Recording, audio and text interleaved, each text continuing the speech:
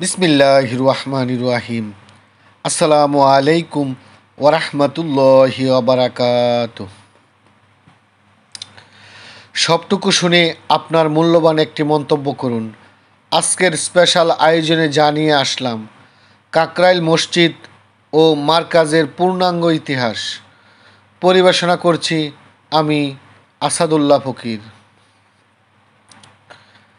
ভিডিওতে যা পাবেন: কাকরাইল মসজিদের প্রতিষ্ঠাতা ও ইতিহাস, তাবলিগ জামাতের বাংলাদেশে আগমন ও বিকাশ, কাকরাইল মারকাজের দ্বীনি কাজ ও বিশ্ব ইজতেমার প্রস্তুতি, 2018 সালের পর বিভক্তি ও বর্তমান অবস্থা, ভবিষ্যতে দাওয়াত ও তাবলিগের দ্বারা কেমন হতে পারে। ভূমিকা: কাকরাইল মসজিদ শুধু একটি সাধারণ মসজিদ নয়, এটি বাংলাদেশের তাবলিগ জামাতের প্রধান মারকাজ বা কেন্দ্র। এটি ঢাকার রমনা এলাকায় অবস্থিত এবং সারা দেশের তাবলিগি মুসলমানদের জন্য একটি গুরুত্বপূর্ণ স্থান। এখানে প্রতিদিন দাওয়াত, তালিম, মাশওয়ারা ও দ্বীনি কার্যক্রম চলে।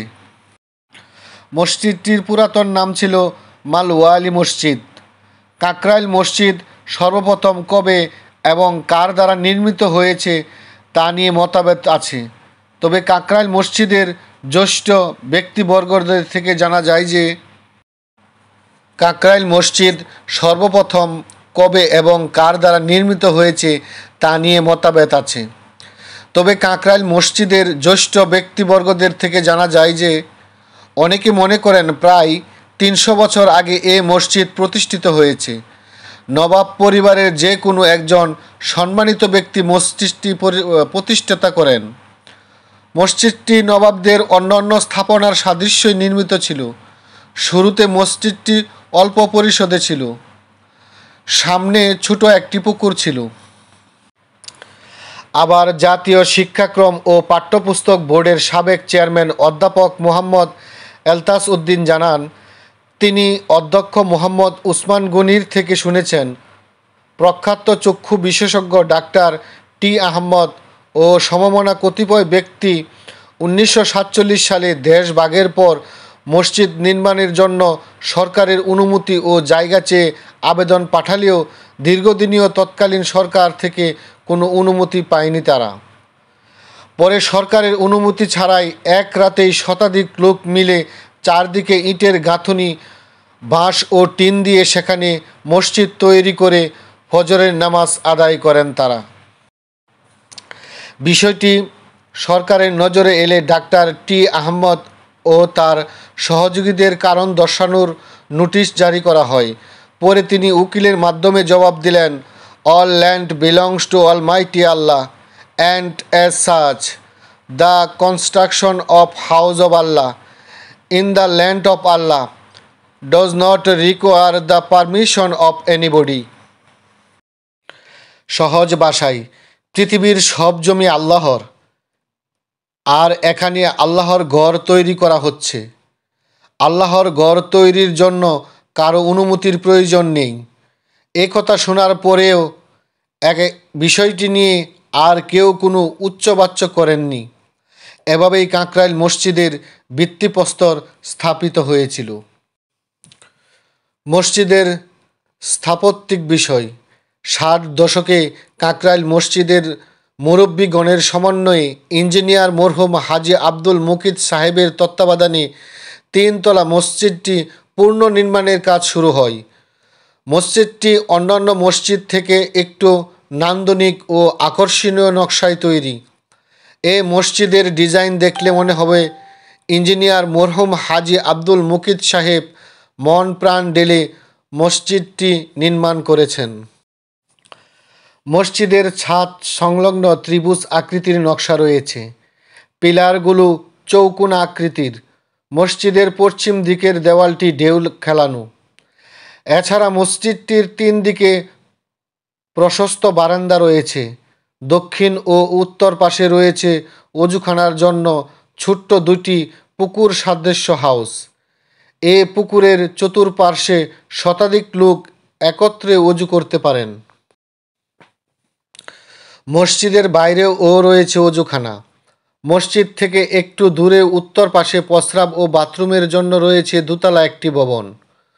মূলত মসজিদের মূল অংশটি 3 তলা, ডান পাশের অংশটি 6 তলা। 6 তলা ভবনটি হিফজখানা, ছাত্রাবাস ও তাবলিগের দাপ্তরিক কাজে ব্যবহার করা হয়। অন্যান্য মসজিদগুলো থেকে এই মসজিদটি ব্যতিক্রম হওয়ার কারণ, এই মসজিদের বাহ্যিক কাঠামো চমৎকার হলেও এর ভেতরে তেমন কোনো জৌলুস নেই। তাবলিগ জামাতের প্রধান কেন্দ্র হিসাবে বিশ্বজোড়া পরিচয় থাকলেও মসজিদটি একবারেই সাদামাটা। নেই সুউচ্চ মিনার, মিনারের চূড়ায় আর সব মসজিদের মতো 4মুখী মাইক নেই, সারি সারি এয়ার কুলার বা দামি ফ্যান নেই, নরম গালিচা, ঝাড়বাতি, অজুখানা কোনো কিছুতেই বিলাসিতা নেই। সব মসজিদে বেতনদারি ইমাম, মুয়াজ্জিন ও খাদেম থাকলেও এই মসজিদে নেই। তাবলিগের দায়িত্বশীল ব্যক্তিরাই পালাক্রমে এই দায়িত্ব পালন করেন। এমনকি তাবলিগে অংশগ্রহণকারীদের জন্য মসজিদ আঙ্গিনায় প্রতিদিন যিনি খাবার রান্না করেন তারও কোনো বেতন নেই। এই মসজিদের সবথেকে বড় ব্যতিক্রমটা হলো এটির কোনো দরজা নেই, রাত দিন খোলা থাকে সবার জন্য। এমন আরও নানা কারণে এই মসজিদটি অন্য মসজিদগুলো থেকে ব্যতিক্রম। 1946 সালে মাওলানা আব্দুল আজিজ সাহেব কলকাতা থেকে বাংলাদেশে তাবলিগের কাজ নিয়ে আসেন। তারপর প্রথমে পুরান ঢাকার লালবাগ কেল্লার উত্তর পশ্চিম কোণের খান মোহাম্মদ মসজিদে দাওয়াতের কাজ চললেও 1952 সালের পর থেকে এখন অবধি প্রতিদিন সকাল সন্ধ্যা বিরতিহীনভাবে দিনের দাওয়াত চলছে এখানে। কখনো নামাজ, কখনো বয়ান, কখনো জিকির, তেলাওয়াত, খেদমত ও বিভিন্ন মহল্লার মানুষদের বিরামহীনভাবে দিনের দাওয়াত, দোয়াসহ ধর্মীয় প্রায় সব কাজেই চলছে এ মসজিদে এখনও পর্যন্ত। তথ্যসূত্র উইকি ইত্তেফাক কালের কণ্ঠ। 1952 সালে কাকরাইল মসজিদকে তাবলিগ জামাতের মারকাজ হিসাবে ঘোষণা করা হয়। তাবলিগ জামাতের প্রতিষ্ঠাতা মাওলানা ইলিয়াস কান্দলবি রহমতুল্লাহ আলাই ছিলেন ভারতের নিজামুদ্দিন মারকাজের প্রতিষ্ঠাতা। বাংলাদেশে তাবলিগের কাজ চালু করেন মাওলানা শফিউল্লাহ রাহেমাহুল্লাহ ও মাওলানা আব্দুল আউয়াল রাহেমাহুল্লাহ। তাদের প্রচেষ্টায় কাকরাইল মসজিদ তাবলিগ জামাতের মূল কেন্দ্র হিসেবে প্রতিষ্ঠিত হয়। ইজতেমা ও মাহফিল। বিশ্ব ইজতেমার প্রস্তুতি এখান থেকেই নেওয়া হয়। দেশের বিভিন্ন স্থান থেকে মুসল্লিরা এসে এখানে দ্বীনি শিক্ষা গ্রহণ করেন। বর্তমান অবস্থা ও বিভক্তি। 2018 সালের পর থেকে তাবলিগ জামাতের অভ্যন্তরীণ মত বিরোধের কারণে কাকরাইল মসজিদ ও মারকাজ কিছু সমস্যার মুখে পড়ে। তাবলিগ জামাত 2 গ্রুপে বিভক্ত হয়ে পড়ে। 1. মাওলানা সাদ কান্দলবির দিল্লি অনুসারীরা, 2. শুরা নিজামী অনুসারীরা। এই কারণেই 2018 সালের পর কিছু সংঘর্ষের ঘটনা ঘটে।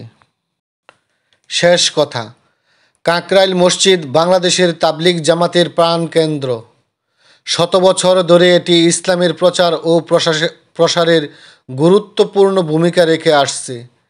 যদিও কিছু বিভক্তি দেখা দিয়েছে, তবুও দাওয়াত ও দ্বীনের কাজ কাকরাইল মারকাজ থেকে পরিচালিত হচ্ছে। আজকের মতো এখানেই শেষ করছি। দেখা হবে আগামী কোনো একটি পর্ব নিয়ে।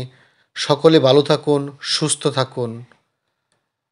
আমার মানুষের জন্য মানুষ MJM TV চ্যানেলটি সাবস্ক্রাইব করে আপনাদের পাশে থাকার সুযোগ করে দিন। আল্লাহ হাফেজ। আসসালামু আলাইকুম ওয়া রাহমাতুল্লাহি ওয়া বারাকাতুহু।